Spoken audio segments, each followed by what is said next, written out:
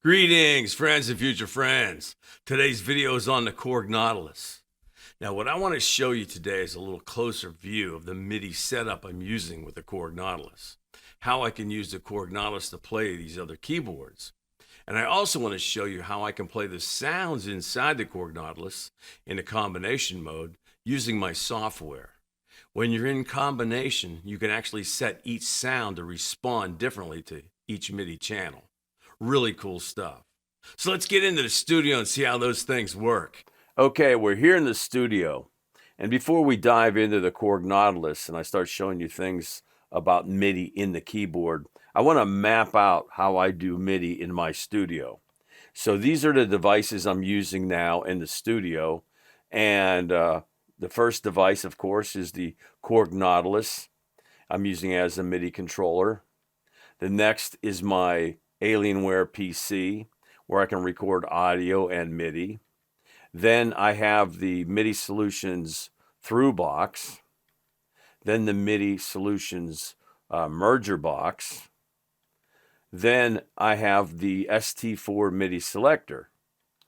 Then I have the Yamaha MO6, the Alesis QSR, and of course the Korg PA5X. And these are all the devices that I'm using here in the studio, especially when I'm doing MIDI. And I want to go over these three right here. Highlighted these three. I'm going to leave a link below so that you'll see where to get these things, because sometimes they're hard to get. But these are three very important devices, boxes that I need to control my MIDI. And again, I've said it many times before, that ST4 is a great MIDI selector. I love it. Now you see all the MIDI devices I'm using in my MIDI configuration. Now let me show you how I set them up. So the first thing we're going to do, the first step we're going to do, is we're going to take MIDI out of the Korg Nautilus and go into the MIDI Solutions Thru box. Then what we're going to do, our second connection, will be going from the Thru box to the merger box. We'll run a signal wire or MIDI cable to the Thru box. So far we have a Nautilus signal coming out of the Nautilus, going to the Thru box to the merger box. Then out of the Thru box, we're going to run a line to the Alienware. Now the Alienware has signals coming from the Korg Nautilus. Then we're going to run a signal out of the computer, out of the Alienware, into the merger box. So now what this is doing is allowing the signal to come from the Korg Nautilus to go in and go to the merger box, but also go in and be able to be recorded in the Alienware. Then out of the Alienware, any signals that have been recorded brings it right back into the merger box. Then from there, we take and run out of the merger box into the MIDI selector. So what you have so far in these 5 connections is a MIDI signal is generated with the Korg Nautilus, goes into the Thru box, which then goes to the merger and goes to the selector, but it also sends a signal to the Alienware, which these MIDI signals can be recorded. And once they're recorded, it can be played back and brought back into the merger and brought into the selector. Then, of course, you have the final 6th piece, or the 6th connection, is where out of the ST4, I run 4 outs. I run up to the PA5X, up to the Alesis, up to the Yamaha, and to the Korg Nautilus. So with this configuration, with that selector, and again, I take the local selection in the Korg Nautilus and turn that off. So the key bed in a Korg Nautilus actually is not triggering itself. The local has been turned off. And then what I do is I run that MIDI signal in. So when I hit the first button on that selector, I have the Korg Nautilus. The second selector is the MO6. The third is the Alesis. And the fourth is the PA5X. But really, I don't use it much, because if I'm going to get a sound out of the PA5X, being it's just right above my Nautilus, I can just reach up there and play it. So sometimes I really don't use the Korg PA5X as a sound module, but with this setup, it's available to me if I do need it. All right, now that we have the Korg Nautilus all started up, ready to play, I'm going to click on pianos and constant voices. That's a combination that we're going to use in this tutorial. But first, let's go into Global and go to Page and bring up MIDI. Now, this is the first important screen you're going to have to look at when you're dealing with a MIDI signal out of the Korg Nautilus. Two things for me you can see right away. One is the channel. This is the channel that the bed of the keyboard is transmitting out on. Right now it's on channel 1. And you can also see I have local control. That if I click on that, now the key bed will play the sound directly to the Korg Nautilus, which I don't want that. I want to have MIDI control. So if you want to play the Korg Nautilus like I'm doing, transmitting the signal out to my MIDI link and then bringing it back in. So if I have my ST4 off, you can see you can't see, but I'm hitting the keys and there's nothing happen. When I hit MIDI out 1, now the Korg Nautilus is playing. So that means that the signal is going out of the Korg, going through its configuration and coming right back into the Nautilus. And that's what that local control is. And some of this other stuff, you want to, if you're doing anything inside using the Nautilus, you're going to want to make sure that it's eternal. Because if you're using the the arpeggios or the drum tracks or any of the MIDI signals, the MIDI clock to play, you need to have that on internal. Because if it's on external, it's going to be looking for an external MIDI signal to drive the rhythm. So with it being on internal, it's going to have its own clock. And some of this other stuff, it's just part of the MIDI filters and all that. We'll get into that later when we talk about the MIDI configurations. But this is the most important thing I want you to see, is that MIDI channel. Now let's go to combinations. And you can see right here, this is piano and constant voices, the whole combination right here. And you see right here, it says 101G. Now, these are the MIDI channels that are being received. Now, if I play the MIDI channel, we'll solo this. So what's happening is the Korg Nautilus is sending a signal out of channel 1, bringing it in through the selector right in the keyboard, and I'm now playing this channel. Now, what's really cool about the Korg Nautilus, if we change this to a 2, you're going to see that the G went away. You're also going to see here that I'm touching the keyboard and there's no sound. It's because the Korg Nautilus is transmitting out at channel 1, and I'm trying to receive this channel at channel 2, and it's not happening.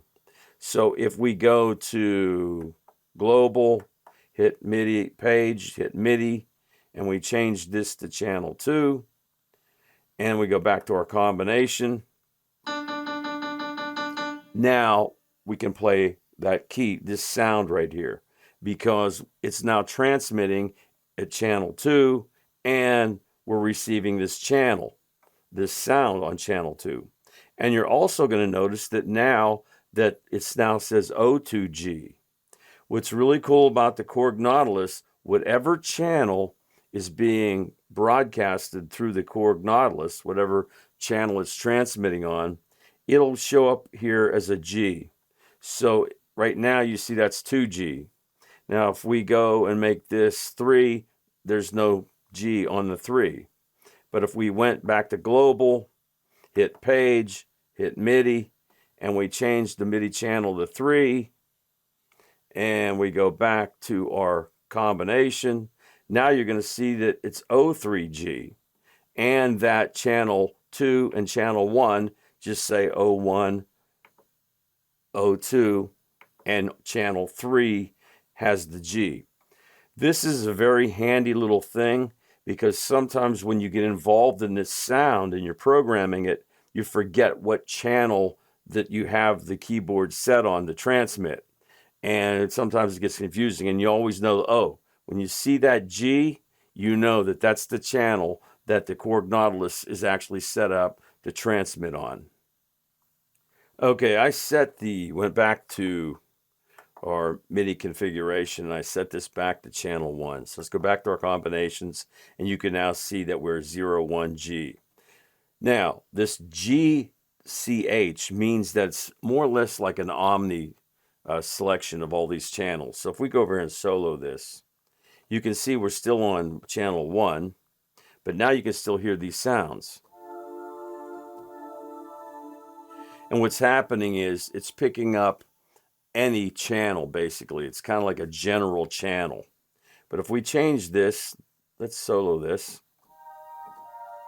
But if we change this to 16,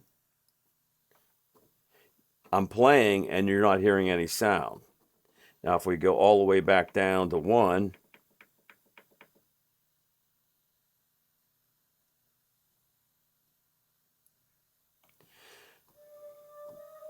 it's now playing the sound because the Nautilus is broadcasting it out, transmitting out on channel 1, and we now have it selected.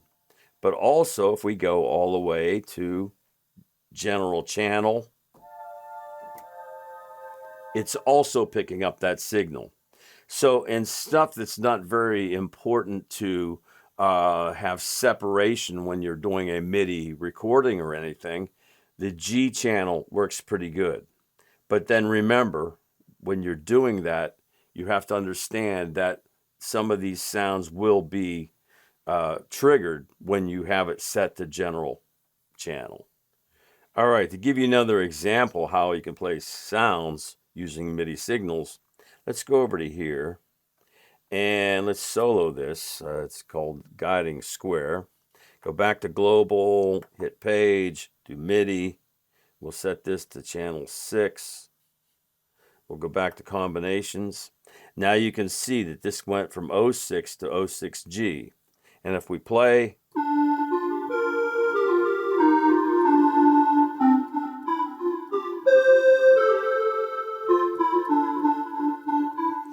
and let's do something really crazy. Let's go to 9 and 16. Now we know these are all drums. So if we go to global, hit page, hit MIDI, and change this to channel 10, now what do we have? Well, let's go back. We forgot to unsolo that. So go to combinations, go over here, unsolo that. And we'll go back to 9 and 16, and we'll solo these drums.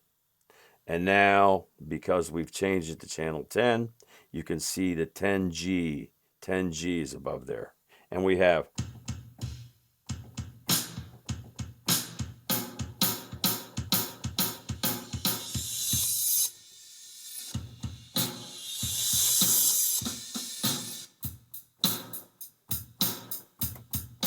really cool. Now I'm controlling the drum tracks on channel 10. Really neat stuff. So let's go back to this 1 through 10. So your first thing in combinations is realizing that when you're in status, play, mute, all these numbers up there are the MIDI channels, and you can play those sounds separately when you select a different MIDI channel. And again, you go global, hit page, hit MIDI, and then select the MIDI channel that you want that coordinates with that sound, and you can play that sound by itself. Now there's another thing I want to show you when you're dealing with MIDI in combinations. So if we're playing this sound, you can hear we have a bass line and we have some keys on top.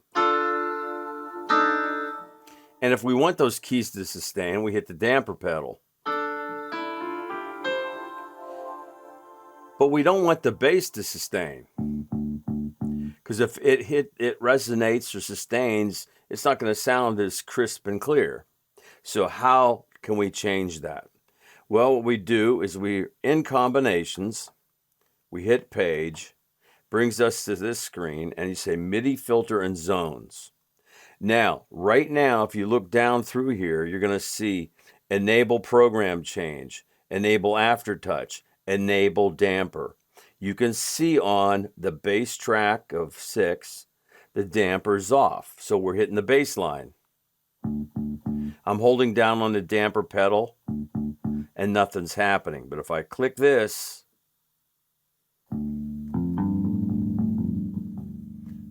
now we don't want that, so we're going to leave it off.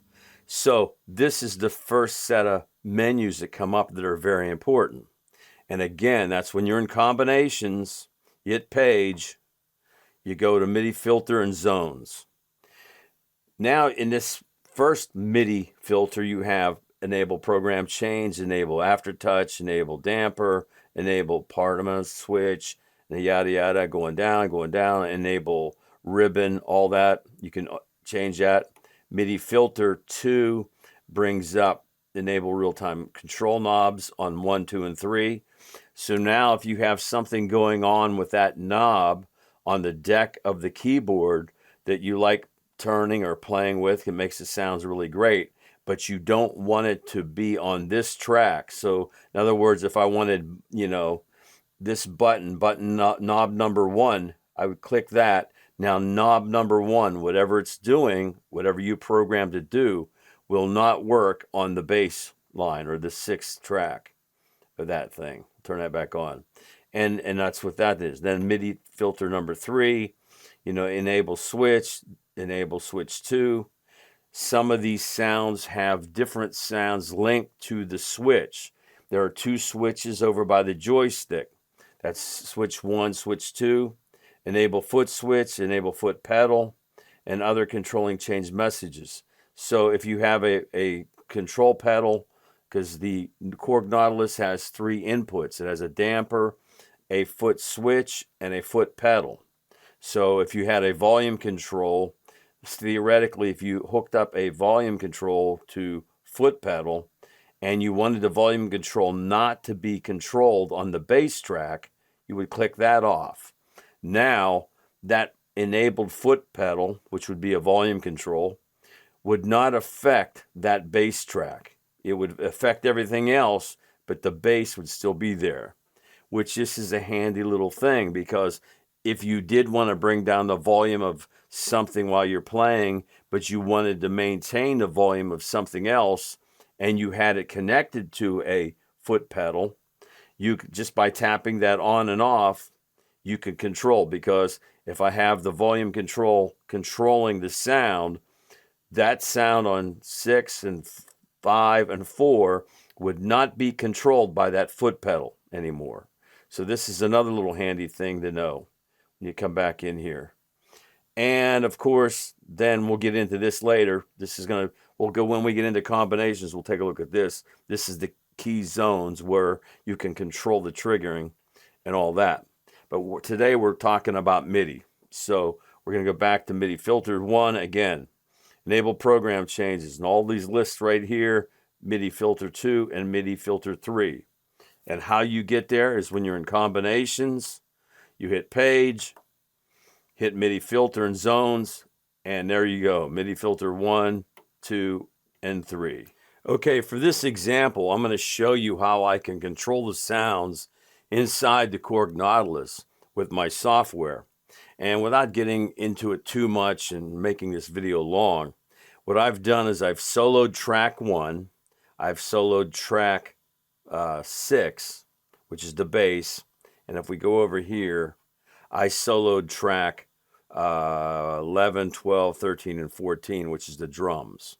And we can see that the drums are on the 10th channel, and if we go back, we can see that the bass line is on track 6, and we can see that this keyboard sound is on 1.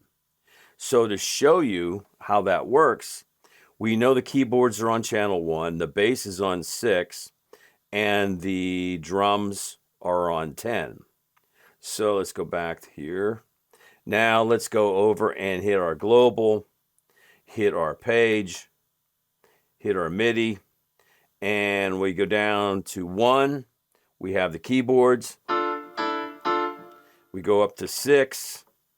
We have the bass.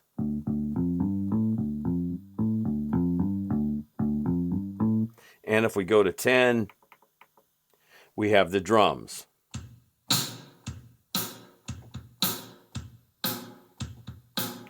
And of course, we get a little hi-hat in there if we wanted to.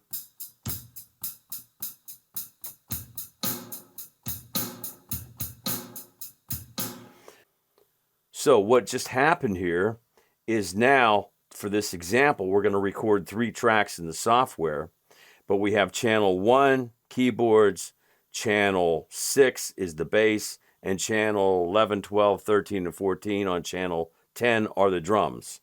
So we're going to start out, we're going to put it on the drums, then we'll go to the bass, then go to the keyboards. All right, let's try and record something here.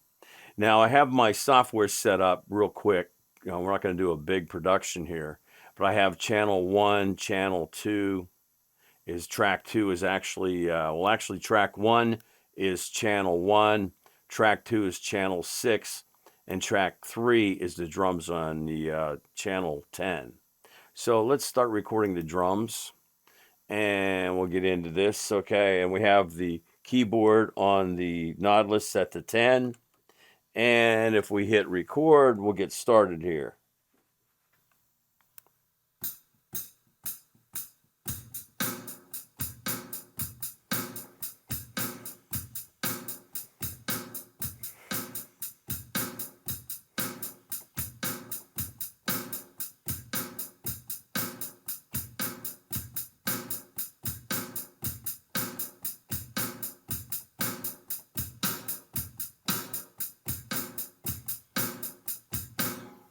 All right, we got a drum track, and if we play it back, now dealing with the signal chain that I have, I'm running the MIDI signal out of the Nautilus into the Thru box and going into the keyboards or whatever place, where I want that signal to go to produce that sound.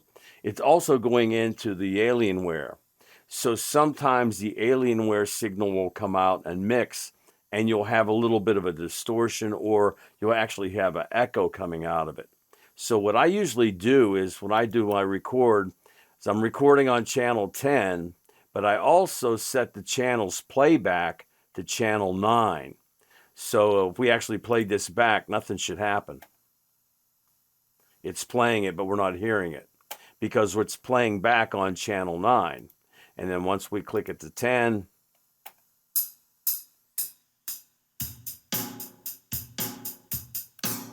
now you're playing back the drum track we just recorded. And if we go over here, let's set up the bass here to check it out. Now we'll go back to the Korg, and we're going to set that to channel 6. See how our bass is going.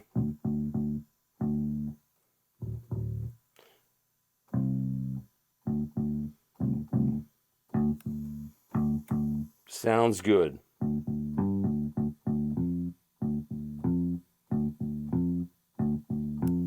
Okay, let's record the bass line.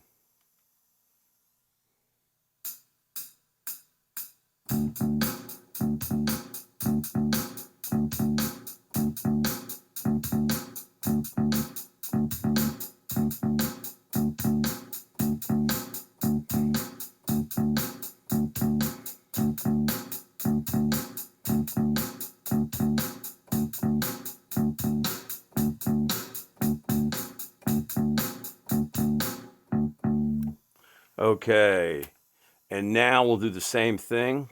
We were recording on 6, which is our channel that we recorded it on, and we're going to come back and we're going to set that playback from 5 to 6.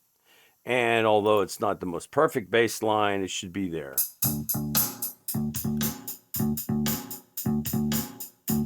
Now we're going to come up here and record the keyboard parts. So we go back over to the Nautilus, and we're going to put this to channel 1. And now we have our keyboards.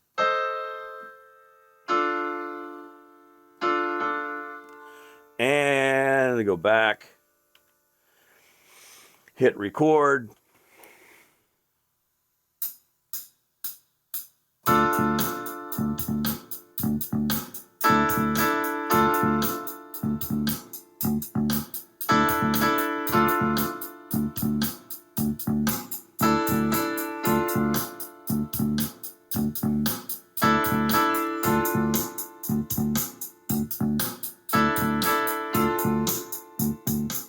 Okay, let's see what we got. Let's play this back.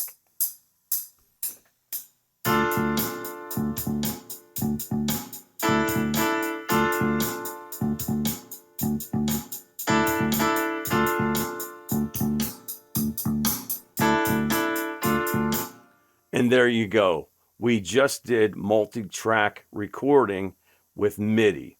So if we look at we go back to our combination, we can actually go back and go into the combination and go into volume as this thing is playing back.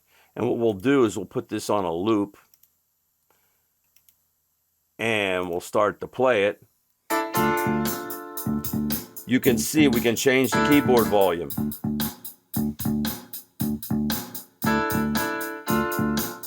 We come over here, change the bass.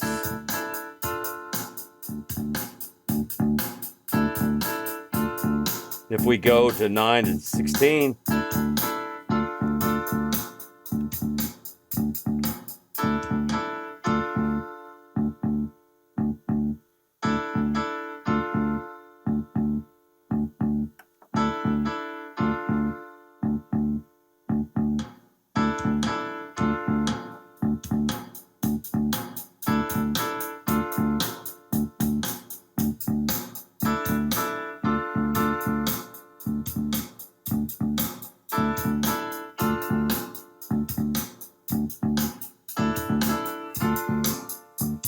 not a very good song to listen to, I guess, but it gets the point across. So what did we just do? We recorded 3 tracks of MIDI, track 1, track 2, and track 3.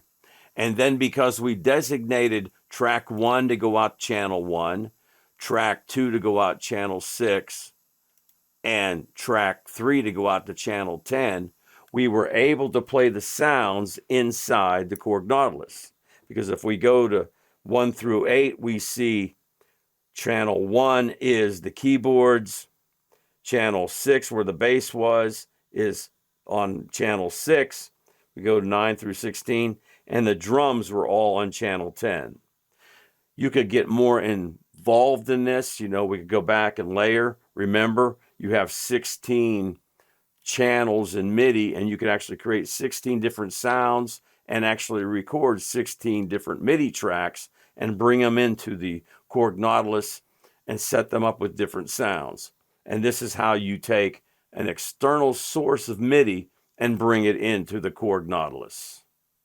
So I hope this video showed you how I use the Korg Nautilus in my MIDI setup, whether I'm using it as a MIDI controller or having my software play the sounds inside the Korg Nautilus. Awesome stuff. Also, if you haven't subscribed to the channel, please subscribe. You help us grow the channel. That way we can bring you more cool stuff. So take care, my friends, and thanks for watching.